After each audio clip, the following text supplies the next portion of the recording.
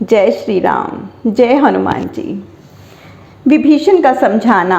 तब रावण के भाई और उसके शुभचिंतक विभीषण ने खड़े होकर कहा कि हे भ्राता, अपना पक्ष कितना ही सुदृढ़ क्यों ना हो, शत्रु पक्ष की उपेक्षा नहीं करनी चाहिए। अग्नि अल्प मात्रा में भी हो तो भी जलाने में सक्षम होती है। सभी अमात्यों ने आपको उचित परामर्श नहीं दिया है। भय, लोभ या संकोच आदि कारणों से मुंह देखी बात करना शुभ चिंतकों या बुद्धिमान मंत्रियों का कार्य नहीं है। शत्रु सेना के एक ही बानर ने यहाँ लंका में आकर जो लोहे के चने चबवा दिए हैं वह हम सभी जानते हैं। राज्य की सुरक्षा व्यवस्था को धत्ता बताकर उस वानर ने न केवल दुर्ग में सफलतापूर्वक प्रवेश किया, अपितु अपने सभी उद्देश्यों को पूर्ण करके तथा प्रायः आधी लंका नष्ट करके सुरक्षित वापस चला भी गया।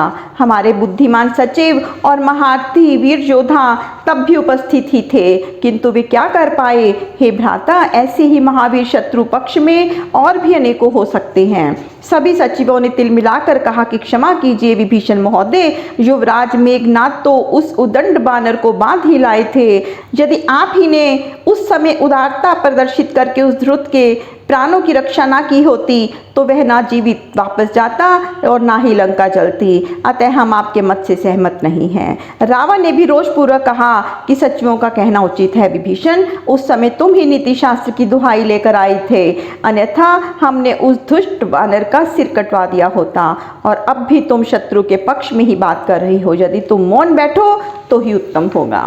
विभीषण की वाणी कुछ नम्र हुई। सचिवों ने रावण को उसके विरुद्ध भड़का दिया था। किसी सीमा तक उनका आरोप सही भी था, परंतु मौन रहकर रावण को उन चापलूसों के भरोसे पे छोड़ा नहीं जा सकता। जैसा भी था, अंततः रावण उसका बड़ा भाई था। श्री राम से वैर लेकर उसने न केवल स्वयं को अपितु पूरी राक्षस जाति को संकट में डाल दिया था। ऐसे में यदि विभीषण भी उसको उचित परामर्श नहीं देता तो और कौन देता। नीति भी यही कहती है कि वैद्य, गुरु, मंत्री, मित्र और हितैषी को भय या लोभ के कारण कभी हित की बात बताने में और सत्य कहने में संकोच नहीं करना चाहिए। यह संकोच सामने वाले को ले डूबता है। इसीलिए विभीषण ने मौन न रहकर कहा कि क्षमा कीजिए भ्राता महाराज, मैं आपके मौन रहने के आदेश के पश्चात भी कुछ कहने की धृष्टता कर रहा हूँ, परंतु आप स्वयं ही महाज्ञानी हैं, दसों विद्याओं के वेता और नीतिज्ञ हैं। स्वयं ही विचार कीजिए कि क्या दूत का वध किया जाना उचित होता है और क्या पराई स्त्री को हरलाना उचित है। आप बोल सकते हैं, क्या यह अकेला एक ही कुकृत्य आपके कुल की विमल कीर्ति को धूमिल करने के लिए पर्याप्त नहीं है?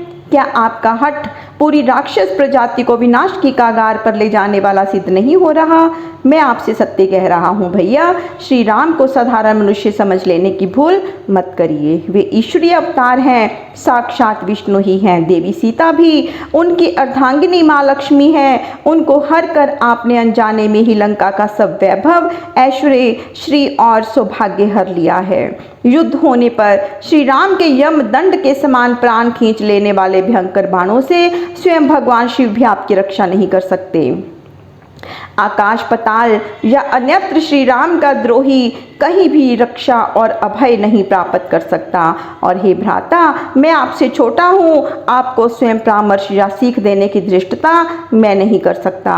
पितामह महर्षि पुरुषोत्तम ने ही अपने शिष्य के द्वारा यह संदेश भेजा है और इसे आपकी सेवा में प्रेषित कर देने की आज्ञा दी है। इसीलिए हे नाथ, हम सब लंकावासियों को अनाथ न होने दीजिए। कृपया भगवती सीता को आदर से श्री राम को लौटा दीजिए और क्षमा मांग लीजिए। वे अत्यंत कृपालु स्वभाव के हैं, सब अपराध भूलकर आपको क्षमा कर देंगे। उनसे संधि हो जाने के बाद आप परम सुरक्षित व निर्भय हो जाएंगे। मेरी विनती को स्वीकार लीजिए प्रभु, विभीषण ने रावण को प्रणाम करते हुए कहा।